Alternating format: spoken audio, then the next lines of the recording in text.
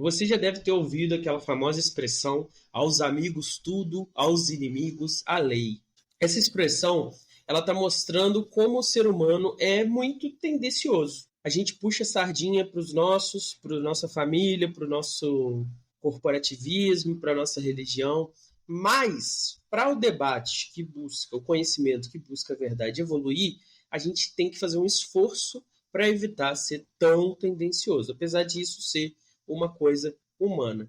E aí, o que isso significa, Rodrigo? Significa que a gente vai ser isentão, que a gente vai ser neutro entre os nazistas e os liberais, é isso? Claro que não, né? Só significa que a gente tem que ter pelo menos um nível básico, né, de distanciamento do nosso objeto, da nossa ideologia, do nosso conjunto de valores, porque senão é impossível qualquer avaliação da realidade, da objetividade. Porque se cada um só julgar segundo o seu próprio sentimento, sua própria ideologia, seus próprios valores, suas próprias ideias, qualquer discurso vai ter o mesmo tipo de valor. Então, o valor de um discurso tem a ver com a capacidade nossa de se distanciar do subjetivo e de analisar a objetividade. Esse que aí está falando é o homem mais tendencioso no que diz respeito à dobradinha, Rodrigo R. de Carvalho. E esse daí é Pedro Cortar, aquele que não está nem aí para ser tendencioso se ele tiver que fazer o inferno na sua vida. E começa mais um, não precisa copiar.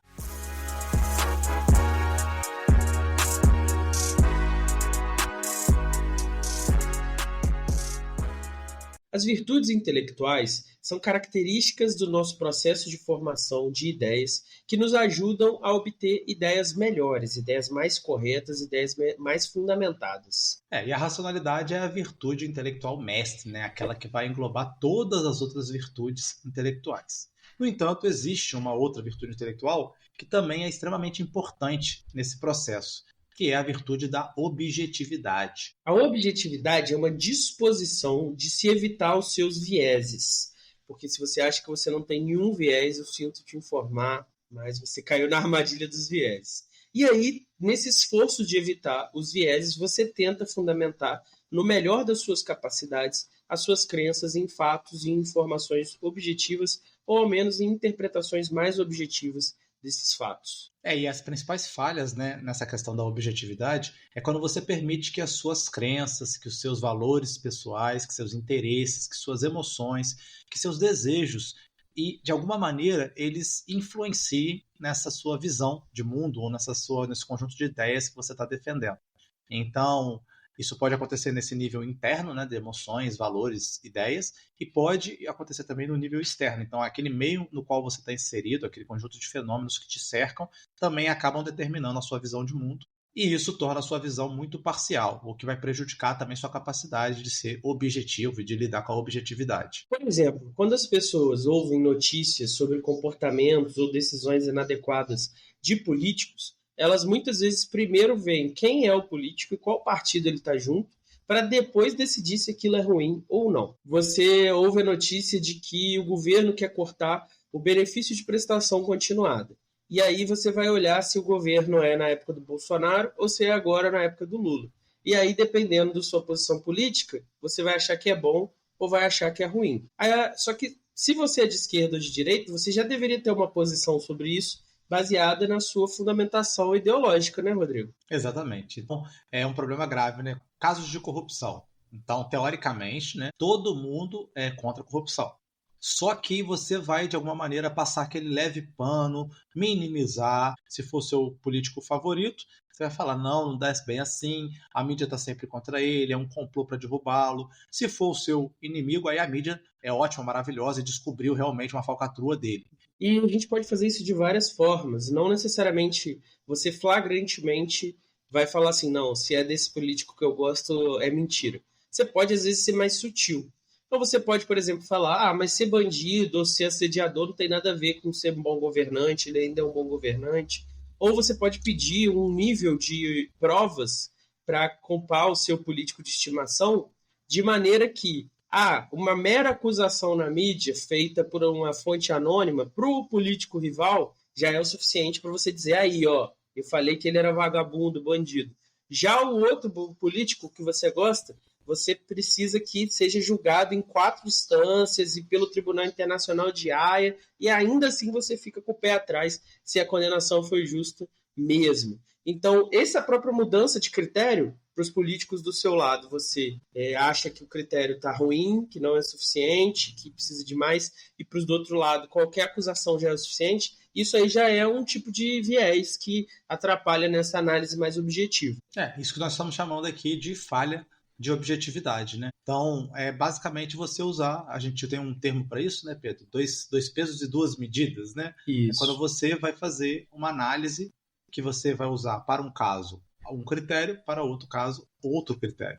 Então, isso, claro, obviamente, dependendo de que lado você está, de quanto você está envolvido com a personalidade A ou B. A gente está falando de político, mas pode ser o que vocês quiserem. Tá? O seu ator preferido ou o seu cantor preferido foi acusado de estupro. E aí você vai falar, mas esse pessoal também se oferece muito para ele, todo mundo vai no show querendo dar para ele, e é isso mesmo, é um bando de vagabundo. Esse é o ponto. Se fosse numa outra ocasião com um artista que você não gosta, ou que você já tem algum tipo de antipatia, você falaria, tem que condenar mesmo. O famoso, ele se aproveita da fama para abusar dos outros. Então, tá vendo? Percebe como você mudou o critério? O critério deveria só ser apenas um e único. Qual foi o comportamento dessa pessoa? Essa pessoa explorou o seu poder, seja ele qual for, financeiro, de famoso, prestígio, para impor a outra pessoa contra a vontade dela alguma coisa? Se foi, é abuso, tem que ser processado mesmo, tem que ser preso mesmo eventualmente. Se não foi, não tem. Então esse deveria ser o único critério, o único peso, e não ter dois pesos diferentes. E pode ser o contrário também, né, Rodrigo? Meu pai trabalhava na escola que eu estudava lá porque, como minha mãe e meu pai trabalhavam lá, minha mãe faxinava e ele cuidava, faz tudo, né? Fazia eletricista, consertava as coisas. Eu tinha bolsa e estudava lá. E como ele vigiava os corredores, né, garantia que os alunos não ficavam fora de sala e tal, ele era extremamente rigoroso comigo. Então, qualquer coisinha que eu ensaiasse fazer errado, ele já estava em cima. Aí eu falava, nossa, mas eu sou seu filho. Ele, justamente por isso você tem que ser o primeiro a ser punido, porque tem que mostrar que eu estou tratando você igual aos outros. Só que nesse esforço dele de ser objetivo, ele ia para o outro lado, que ele era não objetivo em relação a mim. Qualquer coisinha, ele já estava derrubando a bomba nuclear em cima de mim para mostrar que ele não me tratava especial. Então, quando a gente não é objetivo, a gente é o que a gente chama de tendencioso. Quando a gente está sendo tendencioso, muitas vezes a gente não percebe. E a gente faz isso automaticamente a partir de uma série de vieses que a gente internalizou. Por outro lado, né, quando a outra pessoa age dessa mesma maneira, a gente automaticamente percebe e já julga, né, essas irregularidades, essa forma como essa pessoa se comporta. Né? E o que isso significa? Que o viés ele é geralmente inconsciente, você não está ligado que aquilo está acontecendo, por isso que a outra pessoa tem uma melhor capacidade de te mostrar isso, de falar sobre isso com você. Então, ele é, muitas das vezes, tá? Nem sempre, inconsciente e não intencional, ou semi-intencional. Algumas pessoas dizem que isso tem muito a ver com o processo evolutivo do ser humano, com o lado animal do ser humano. Essa capacidade de priorizar o seu grupo e se diferenciar dos outros, que é o fundamento também dos preconceitos, ela tem a ver com esse processo de evolução do ser humano, de se destacar na natureza. Independente disso, não quer dizer que isso seja uma coisa boa, né? O fato de que tem fundamentos naturais e você dizer que isso é bom porque é natural é uma falácia. Isso exige, hoje, na sociedade que nós temos, nos novos empreendimentos que nós temos, onde a gente quer buscar, por exemplo, conhecimento, e um conhecimento que tem uma base universal, que sirva a todas as pessoas, isso exige, então, que a gente faça um esforço de monitoramento e deliberadamente busque ser mais objetivo. Já, especialmente, que temos esse viés quase inconsciente.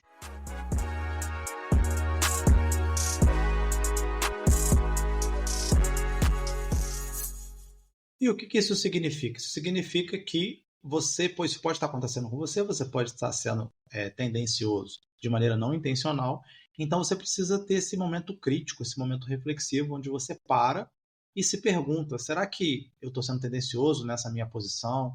Então, por exemplo, imagina que você está ouvindo um argumento sobre aborto. E esse argumento é contrário à sua posição. Então, se você é a favor do aborto, é um argumento contra. E se você é contra o aborto, é um argumento a favor. E, em geral, questões polêmicas como essa, a gente sempre tem uma opinião sobre ela. Então, mesmo que a gente não tenha estudado o assunto, conheça os argumentos a favor e contra, a gente tem uma opinião. Então, a gente já tem ali um sentimento forte ligado a uma posição sobre esse tema. Então, vamos supor que você é contra o aborto. Então, automaticamente, quando aparece, sei lá, a chamada de um vídeo, grupo a favor do aborto, pessoas que defendem o aborto em alguns casos, você vai ter uma reação imediata emocional negativa contra essa tese. Então, antes de você ouvir o argumento, você já vai estar, do ponto de vista emocional, todo armado contra essa opinião. É disso que a gente está falando assim. Você tem que conseguir superar essa emoção, que é o que a gente disse sobre se distanciar, para analisar os argumentos e a objetividade por ela mesma, e não só segundo seu ponto de vista. Isso vai gerar em você uma antipatia com aquele interlocutor. Então você vai começar a ver ele não como um interlocutor, alguém com quem você está em diálogo, alguém com quem você está explorando ideias e conceitos sobre um tema polêmico, sim, mas está discutindo ali a validade dos raciocínios, a verdade dos fatos. Você vai começar a ver ele como oponente. E vendo ele como oponente e repudiando a posição dele, você não vai querer ver ele e nem ouvir a posição dele, e é isso que você vai fazer. Você vai estar diante dele, você vai estar vendo, vai estar ouvindo ele, mas não vai estar de verdade compreendendo ou absorvendo o que ele está falando. E então você, quando responder, não vai responder a ele, você vai responder a esse sentimento que tem dentro de você. A gente vê isso muito, né, nos debates políticos. Muitas das vezes os políticos não dialogam entre si. Então, assim, o que o primeiro falou e o que o segundo falou, não há conexão nenhuma. Então só tem cada um querendo dizer o que quer dizer sobre aquele assunto, ou até mesmo mudando de assunto. Então, o grande problema disso, de você ter essa posição emocional, é que você vai fazer de tudo para ou fugir do argumento do outro, ou interpretar mal o argumento do outro, se focar em coisas que não são relevantes para o argumento do outro. Então agora na discussão da escala 6x1, né, Pedro, teve uma discussão fantástica, né, que era sobre um erro matemático no cálculo. E aí, em vez de a gente discutir o mérito de você reduzir a carga de trabalho do CLT ou não, quais seriam os benefícios ou não disso, a gente ficou discutindo que a pessoa que fez o projeto não sabia matemática básica. Para não se discutir o tema, você arruma qualquer subterfúgio para fugir daquilo ali e para atacar o seu oponente. Isso tem a ver com uma segunda característica, que é a demanda por justificação das premissas. Se fosse um projeto querendo derrubar a escala 6x1, e esse projeto fosse avaliado por um político de direita, ele ia fazer isso que o Rodrigo falou, como fizeram, né? Olha só, ele errou isso daqui, então ele não sabe nada de matemática, então ele não pode opinar, então esse projeto está errado. Só que se fosse um erro num projeto de direita, provavelmente o mesmo político ia olhar e falar, um erro de digitação, pelo amor de Deus, a gente trabalha aqui muito, estou pensando no bem do povo, no bem do Brasil, vocês estão de picuinha. E o contrário também seria verdade, a esquerda agora está falando desse erro aí, falando assim, é só um errinho, pelo amor de Deus, tome vergonha na cara. E se fosse um projeto de direita querendo fazer algo que a esquerda discorde, eles iam fazer o mesmo processo, muitas pessoas fariam, e isso tem a ver com essa falta de objetividade. Você não aplica o mesmo critério e você usa com outra pessoa, só que aí qual que é a chave? Aí você pega essa uma informação que está errada, essa uma premissa que não está justificada, esse um erro de raciocínio e fala, beleza, então todos os pontos desse grupo, dessa pessoa, desse tópico estão descartados. E não é assim que funciona. Muitas vezes você consegue refutar um ponto, refutar uma premissa, refutar uma inferência, e a teoria continua funcionando e só precisa ser retificada, só precisa ser corrigida. É muitas vezes possível fazer isso. Tem casos que não. Tem casos que se você refutar o núcleo da teoria, ou do ponto de vista, ou da opinião, ela cai por terra. Mas em muitos outros, né, Rodrigo, é fácil você ir lá e retificar, igual esse erro aí que você falou.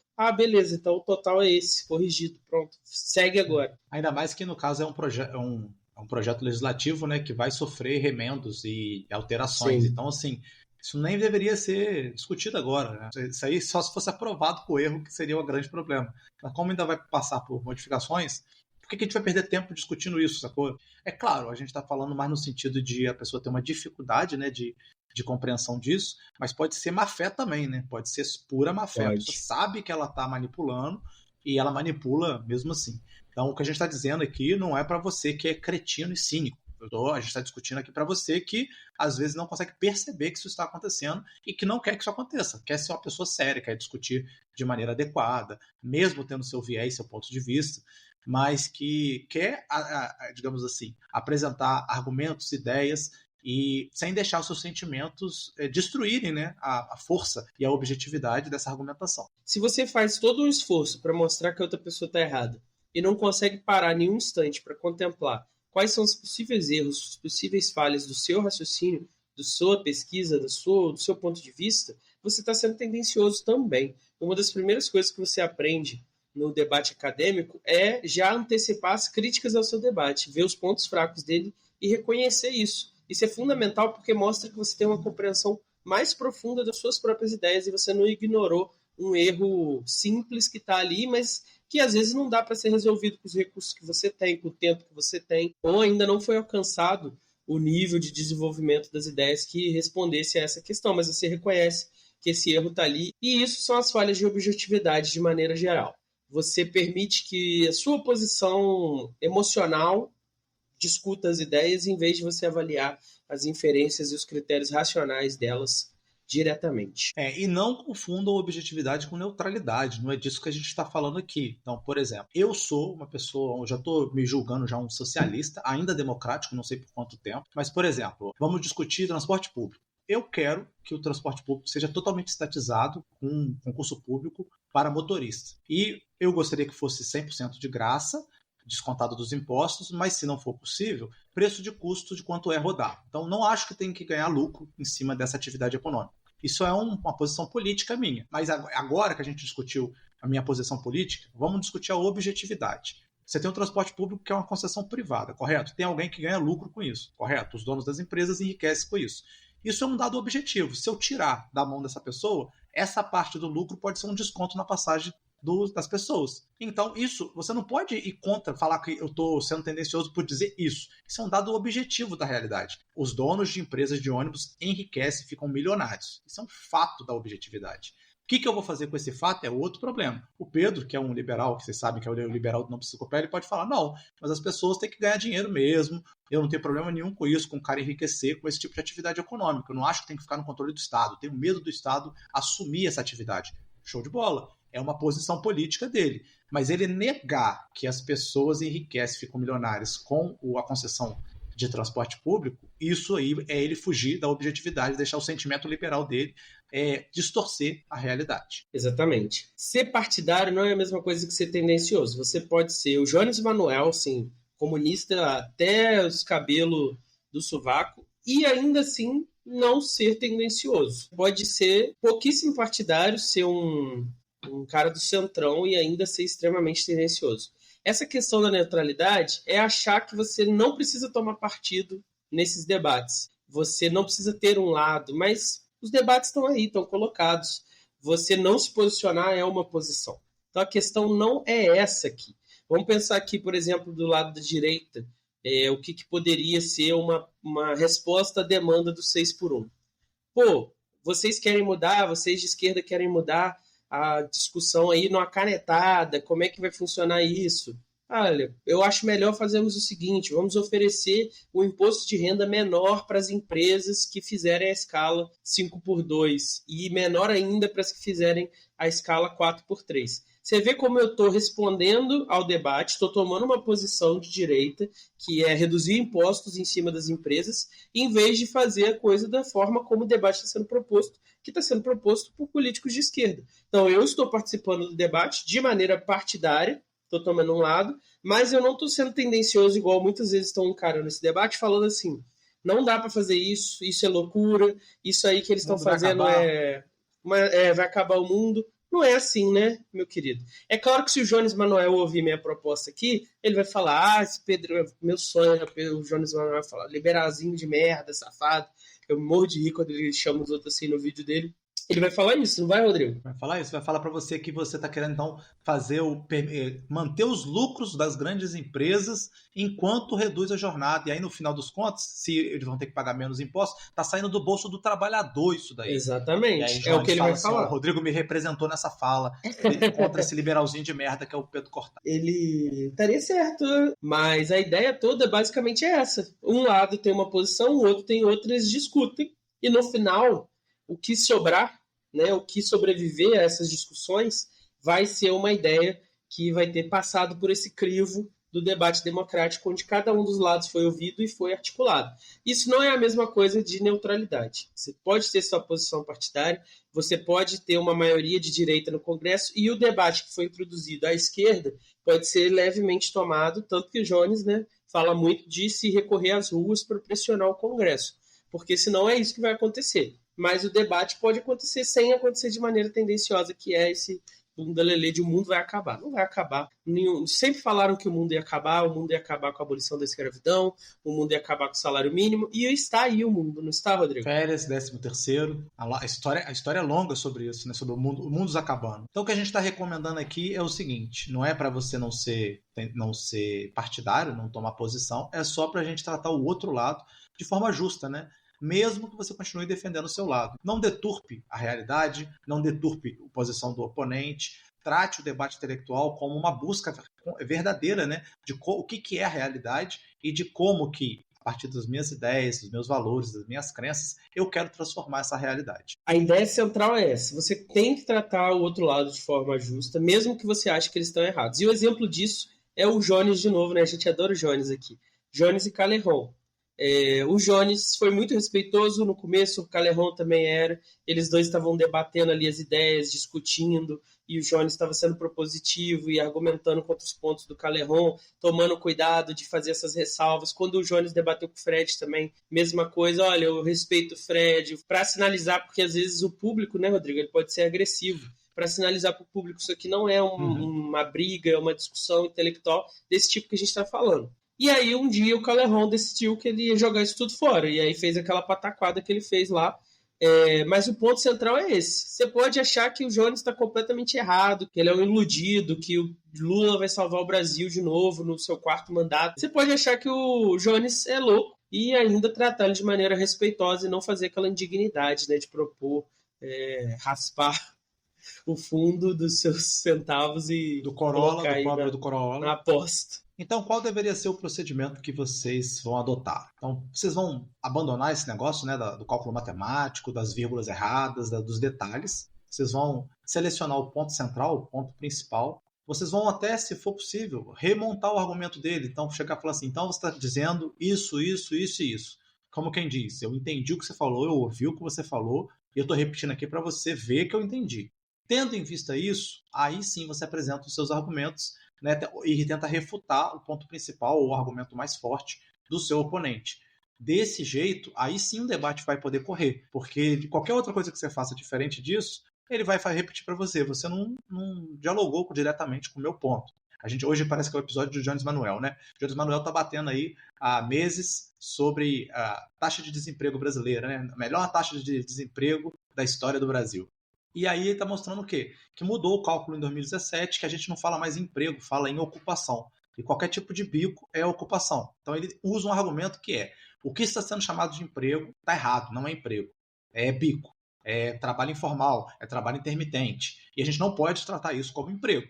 Esse que é o argumento dele. E ninguém da esquerda discute isso. Fala para ele: não, Jones, você está errado, não é assim que mede. Ou, não, Jones, isso é emprego sim, por isso, isso e isso.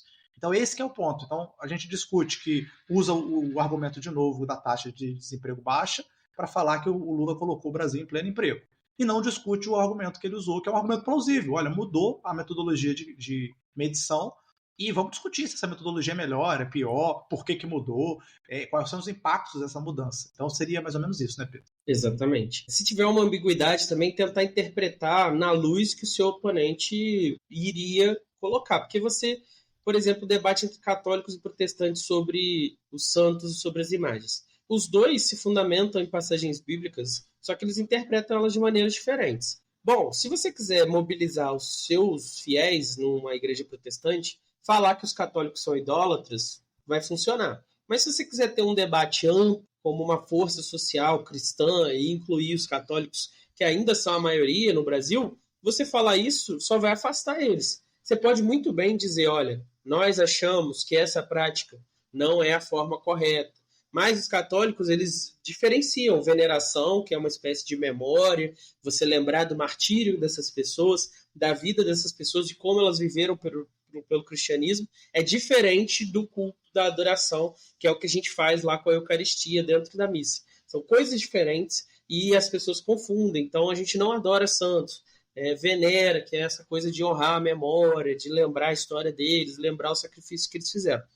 E você pode reconhecer isso, interpretar isso, em vez de juntar tudo como adoração e falar que os católicos são idólatras, e ainda dizer que, olha, eu acho que eles exageram, eu acho que tem que focar mais em Jesus, eu acho que tem que remover para evitar o erro. Você pode fazer isso, né? Interpretar o que a outra pessoa está falando, tirando as ambiguidades. Outra coisa também é avaliar as suas evidências com mais força do que as outras evidências. Então, existe uma passagem onde Deus proíbe fazer imagens. Existe outra onde Deus manda fazer umas imagens para o templo de Salomão e manda fazer uma serpente que as pessoas vão ser curadas se olharem para a serpente, alguma coisa assim, Rodrigo.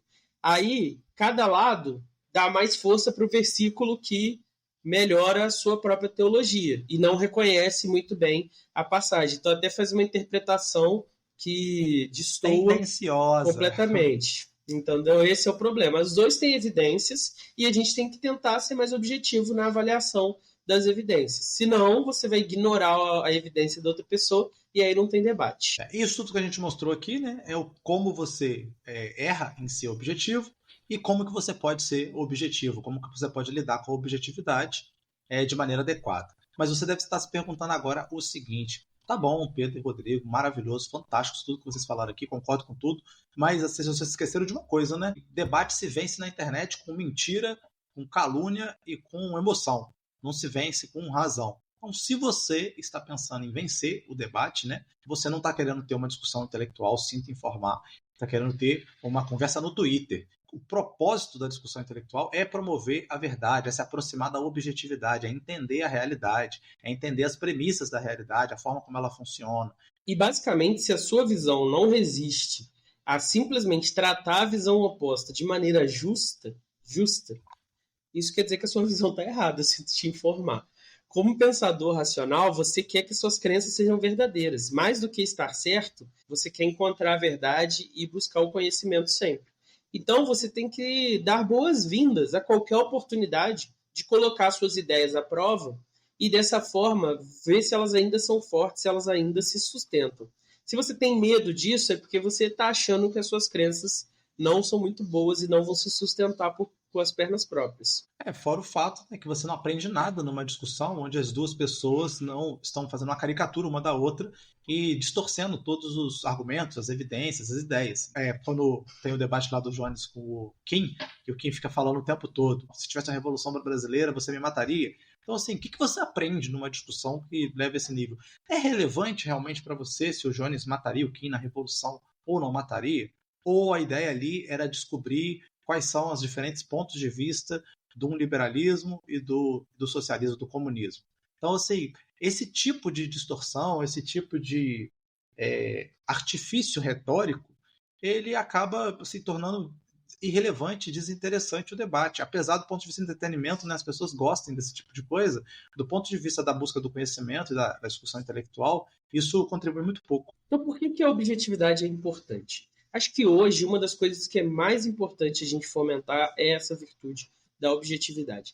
Não só no debate filosófico, no debate intelectual, mas especialmente no debate político e no debate religioso. Esse tribalismo absoluto que a internet permite, onde o meu feed é completamente diferente do feed do Rodrigo, ele vai fundamentar cada vez mais esse tendencialismo das pessoas. E isso vai diminuir cada vez mais o diálogo, e diminuindo o diálogo, eu sinto te informar, só tem um resultado, que é a violência. Se eu acho que o Rodrigo é doido, surtado, maluco, como é que ele vê para essa situação do país e acha que poderia ser mais à esquerda? Ou como é que ele vê a situação do país e acha que poderia ser mais à direita? Se eu acho que ele é doido, porque eu não entendo nada dos fundamentos das crenças dele, eu só tenho uma solução, que é pegar um porrete e dar na cabeça dele. Não é? Tô errado, Rodrigo? Não, exatamente.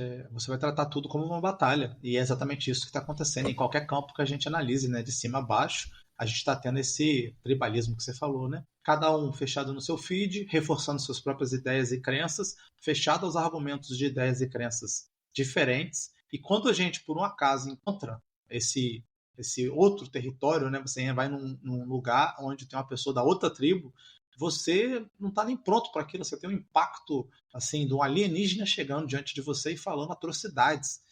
Como você não tem a prática da discussão, a prática do ouvir, a prática de nada disso, você só tem uma reação, né, animalesca, que é qual? Atacar o inimigo. Então, esse que é o grande problema de você abandonar a objetividade e viver nessa bolha subjetiva de crenças, valores e ideias. E nossa mente não foi feita para ter esse tipo de discussão. Então é muito difícil. A gente tem naturalmente uma tendência a colocar as coisas na nossa perspectiva e na nossa perspectiva dos nossos colegas, dos nossos amigos. Mas isso vai fazer com que, quando a verdade não se adequar, a realidade não se adequar às nossas crenças, isso vai fazer com que, em vez da gente ajustar nossas crenças, a gente tente ajustar a realidade ou ignorar a realidade e viver ali naquela ilha, naquele bolsão. A gente está o tempo todo fazendo isso, né? Preferindo mudar os dados da realidade, falar que a gente está em pleno emprego, do que discutir de fato que a pessoa que faz um bico e vende queijo na feira não está empregada. Não só eu preciso pensar que eu posso estar errado, mas também, debatendo com essa pessoa, eu vi um mecanismo de garantir a escala 5x2, que é um mecanismo que seria pensado por políticos de direita, mas que vai ser um bom mecanismo. Vamos colocar ele aqui dentro da lei que vai funcionar. Então, você ouviu o argumento do outro e o exemplo do outro te permite achar pontos médios entre as posições. Ela pode saber algo que você não sabe, então pessoas de grupos diferentes, profissões diferentes, têm perspectivas diferentes, não só porque eles são tendenciosos, mas também porque eles trabalham com ramos diferentes e têm visões diferentes de fato. E além disso, você pode pelo menos entender melhor como a outra pessoa pensa, né? E não tratá-la como um louco, alguém que não faz sentido nenhum acreditar no que ela acredita.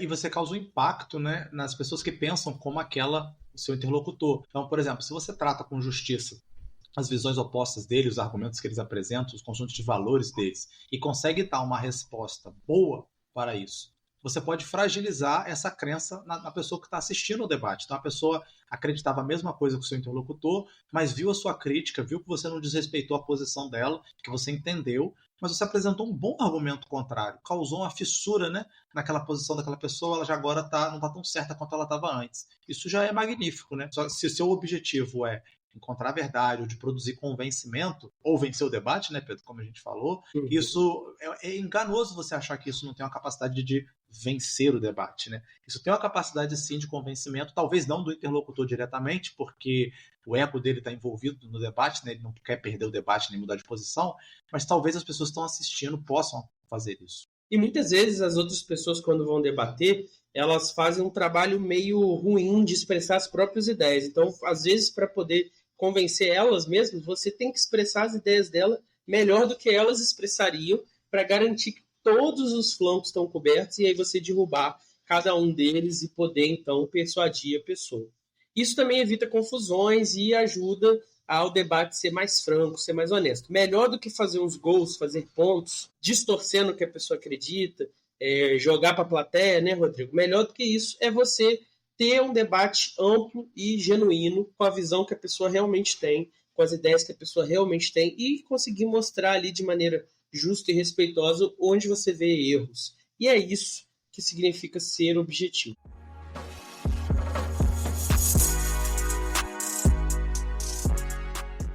Apesar de todas as qualidades da objetividade, é muito comum no debate contemporâneo a gente ouvir críticas à objetividade. Muitas vezes as pessoas falam assim, é impossível ser objetivo. Todo mundo tem tendências, todo mundo tem preconceitos. Mas o que significa? Quando alguém diz isso, o que a pessoa quer dizer? É impossível mesmo? Não, se é impossível, faz sentido a gente buscar a objetividade? Ou ela quer dizer outra coisa quando ela diz isso? Então, essa primeira hipótese, ela tem grande força porque ela é verdadeira, né? A gente consegue visualizar que faz sentido. Então, essa hipótese que é impossível que todos sejam 100% objetivos o tempo todo. Então, eu acho que todos nós podemos concordar que é impossível isso. Isso quer dizer, então, que a gente não deve buscar essa objetividade, ou não deve promover a objetividade, ou não deve desenvolver métodos para ser mais objetivo?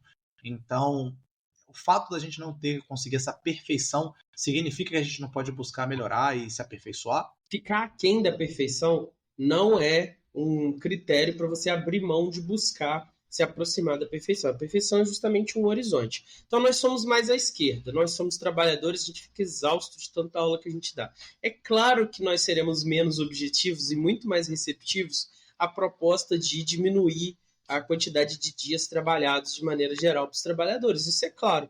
Mas a gente pode sim fazer o esforço para analisar as posições e ver se o critério que eles estão colocando, que vai quebrar empresas, é verdadeiro ou não. A gente pode fazer isso sim. O fato de que eu vou me beneficiar de uma posição, por exemplo, né, Rodrigo, o clássico, professor, uma proposta que tinha de professor ter isenção de imposto de renda. Nós somos absolutamente contra e nós somos professores. Por que nós somos contra?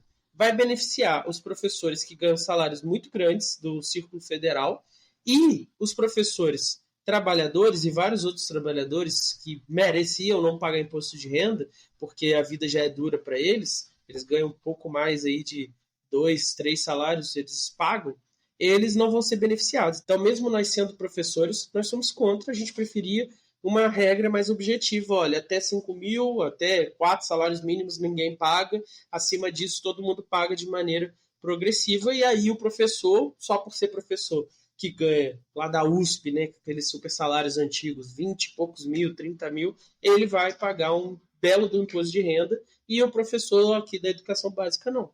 Resolvido, nós somos contra, mesmo beneficiando a gente. Há graus de objetividade, e a gente pode trabalhar para melhorar essa qualidade aí da nossa discussão. O professor universitário ganha acima de 8, 9, 10 mil reais.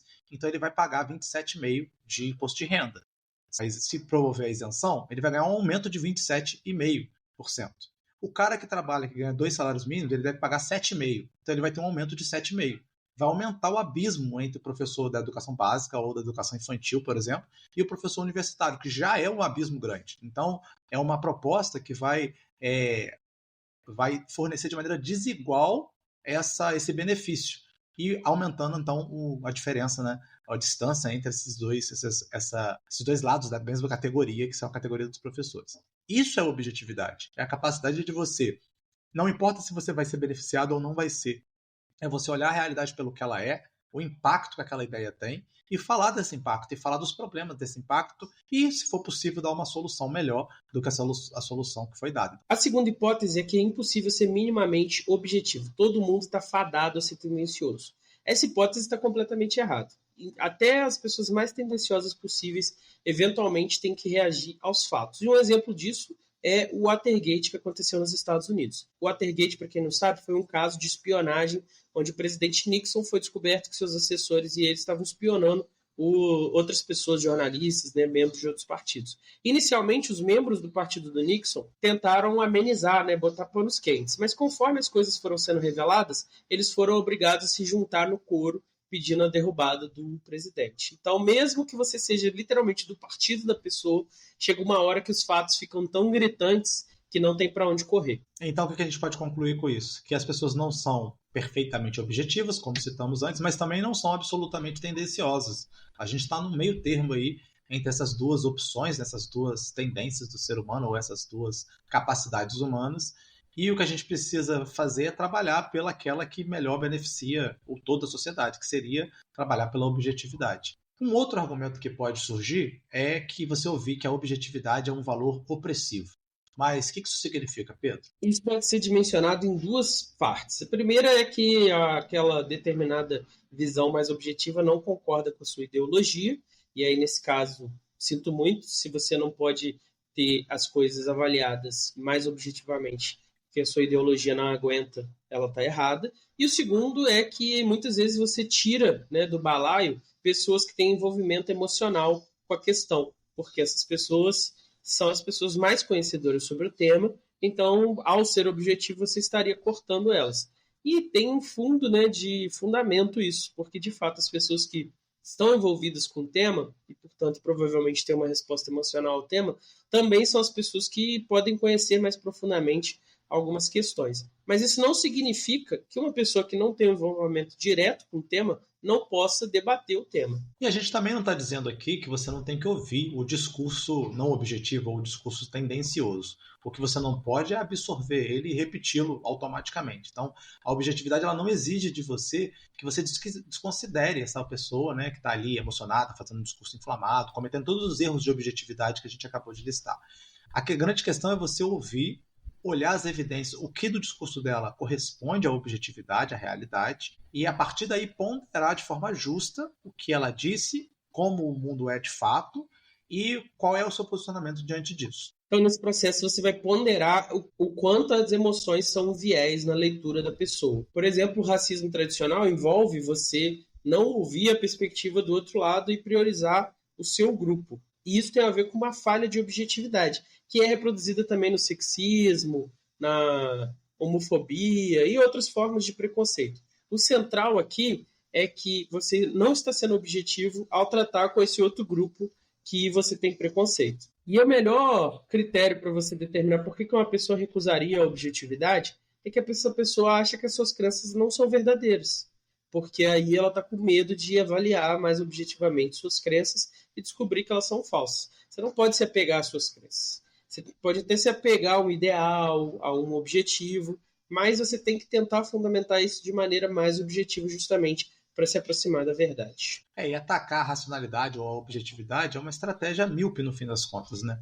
Se você conseguir convencer alguém a abandonar ideias de racionalidade, de objetividade, isso não significa que essa pessoa automaticamente vai se aliar a você e vai apoiar o que você deseja.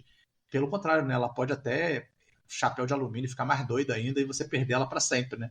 Da sua posição. Então, a irracionalidade é um viés que pode apoiar qualquer tipo de teoria, qualquer tipo de ideologia, incluindo a ideologia dos seus oponentes, né? Então, você, de alguma maneira, está até produzindo uma pessoa que, desconectada da objetividade, pode ser um terraplanista, pode ser um nazista, pode defender uma ideia absolutamente absurda e perversa, baseada em crenças e vieses irracionais.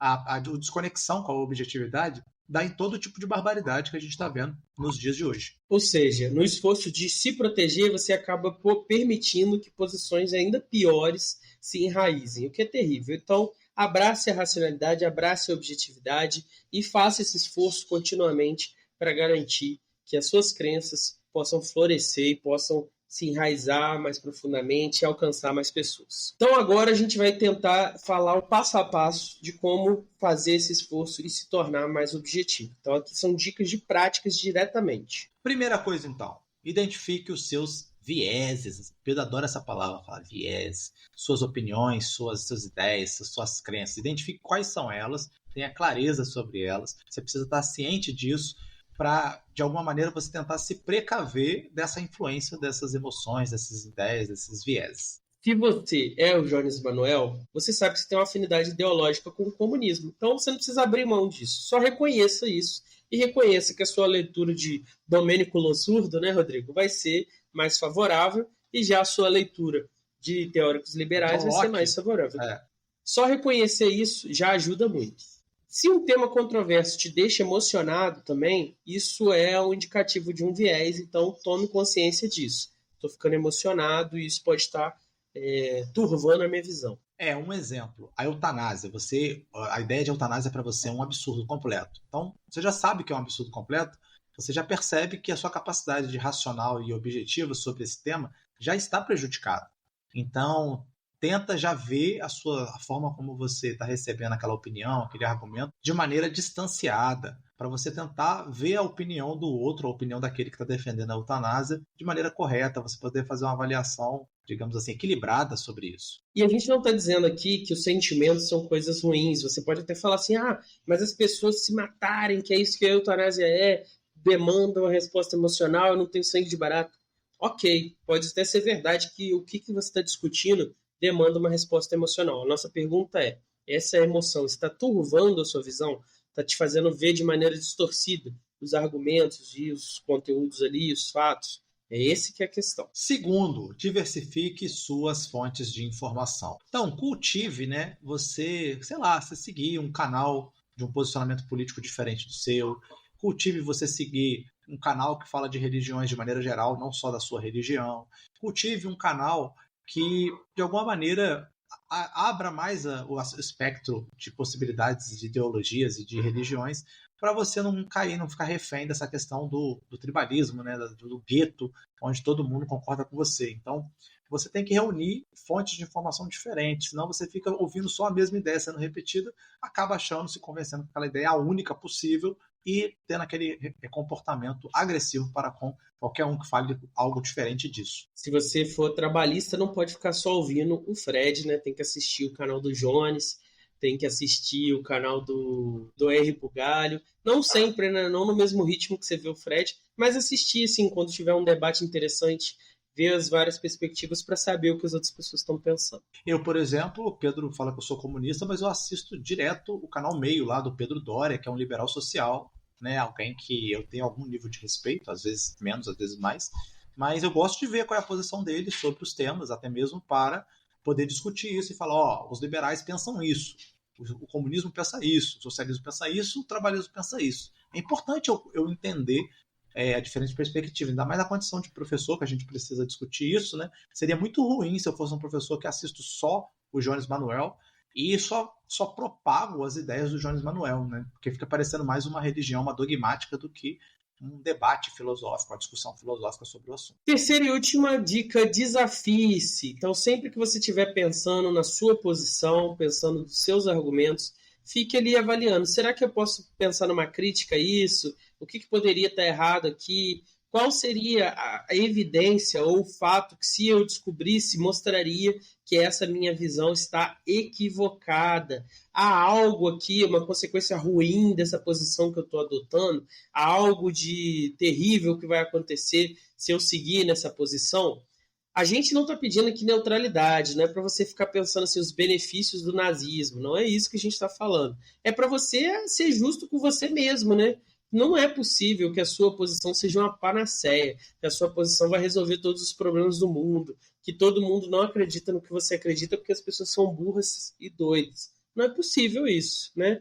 As pessoas veem coisas diferentes, elas veem problemas que você não está vendo. Então faz parte do seu esforço intelectual pensar o que essas pessoas estão vendo. E você pode até minimizar, né, Rodrigo?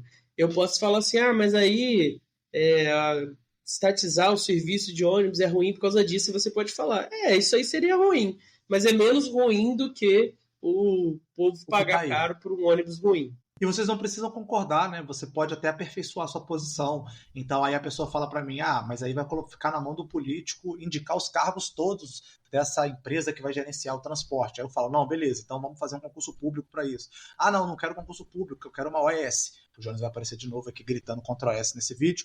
Então, aí você vai falar, não quero OS, pode ser, sei lá, então vamos fazer seletista em vez de concursado estatutário.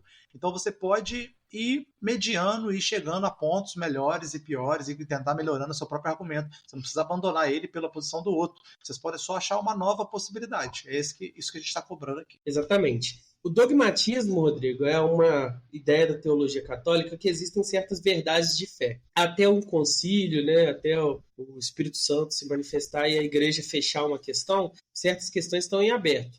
Então você pode ter a posição que você quiser. Mas, por exemplo, sobre a natureza de Jesus, se ele é homem, se ele é Deus, se ele é os dois ao mesmo tempo, a igreja já fechou. Então é um dogma da fé. Você não pode, segundo a igreja, se você quiser ser católico, interpretar as passagens bíblicas pensando que Jesus é só um homem, que Jesus é só um Deus, ou que ele é uma coisa ou outra. Você tem que interpretar segundo o dogma, se você quiser ser católico. Isso que é um dogma. A gente está falando aqui para não ter uma posição dogmática, não ampliar esse sentido, né? Como fé, você pode ter os seus dogmas de fé. Mas em outras discussões, não tem uma posição dogmática. Você pode achar que o materialismo histórico ou que o liberalismo é a verdade de fato, mas tenha a mente aberta para ouvir os outros, para avaliar seus próprios pensamentos, para investigar os limites das suas propostas e use isso para enriquecer o debate.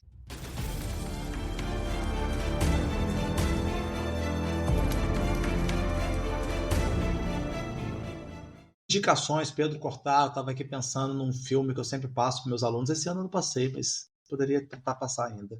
12 Homens e uma Sentença. Se você quer ver o que é uma pessoa que está disposta a ser convencido e que é honesta nos argumentos, que é detonadora nos contra-argumentos. Você precisa ver esse magnífico filme, mas vê o de 1954, tá? Não vê remake não, porque o de 54 é mais impactante. Então, e um outro filme que o Pedro adora, que é chato pra caralho, que é O Nome da Rosa, que você vai ver um pouco desse método também de investigação, de tentativa de descoberta da verdade. Então, tem mais algum que Saiu uma você série lembra? agora, Rodrigo. Saiu uma minissérie uns anos atrás, eu não vi ainda não. Às vezes você vai gostar mais. Do qual? Do Nome da Rosa? Uhum. Nossa, chatão. Muito lento.